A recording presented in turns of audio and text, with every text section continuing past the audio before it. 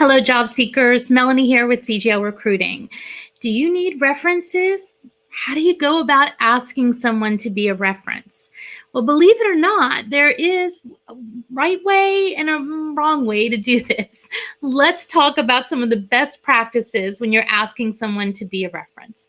Now, if you haven't subscribed yet, please take a moment to do that now. And if you find that this information is helpful, please give us that thumbs up in the end and please share it with other job seekers. Our team is working hard to get as many free resources out to you as possible, and we'd love for your help to help us share them out to the many other job seekers who are struggling during this time.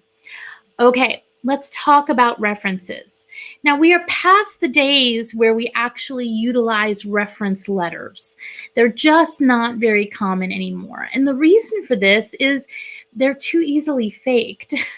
Anybody can type in a reference letter and put a signature on it and give it in. And so they're not as useful as they used to be for employers.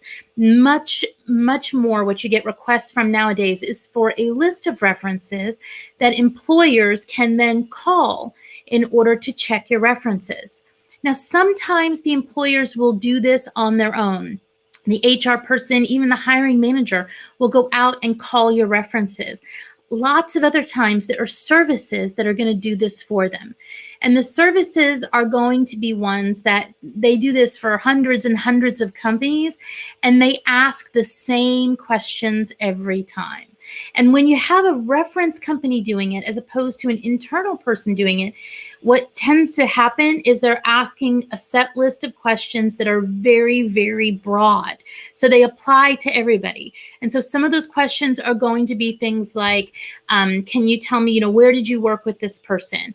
Were they a good employee? How would you classify their communication skills? It's going to be things that are very broad. When a company or an individual within the company does it, it tends to get more specific. Like for this role, they're going to be interfacing with people in corporate and the field. Can you tell me of a time when they did that, when they worked with you, and what you saw from their behaviors during that time frame? So it's going to be much more specific, trying to match that reference to the actual job. So when you are asking somebody to be one of your references, it is really important you prep them. Now, I do not believe, and we've done some other videos on like LinkedIn recommendations and how those are helpful and stuff, but when you're doing references, I am a big believer that you should not give the list of references out until they are requested from you. And what is the reason for that? Well, you want to have a large group of references available. You want to have a set that is out there that you can pick and choose which references are going to be best for the position that you're applying for. So if you're applying for a managerial role that's in a global company, you want to make sure that one of the references you give is somebody that can speak to that managerial skills in a global environment.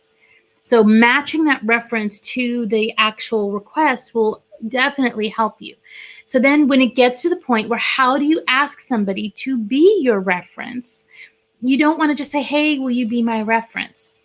What you want to do is give them information and data as part of the request to say, hey, I am applying for a position to be a global manager of sales for this publicly traded company. And you and I worked together similarly in this in the past. Do you think that you would be willing to be a reference for them to call you and for you to talk about my skills in that area? So you're at the part where you're asking them for this reference, you're prepping them.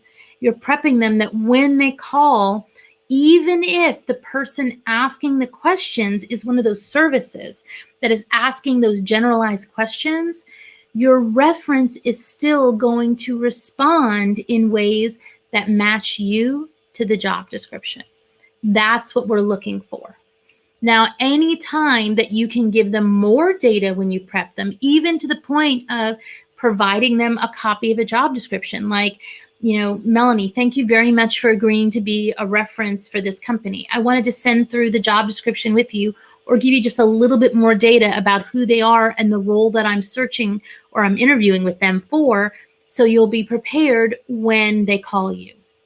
That is the only way you can really prep your references to give more information that aligns with you.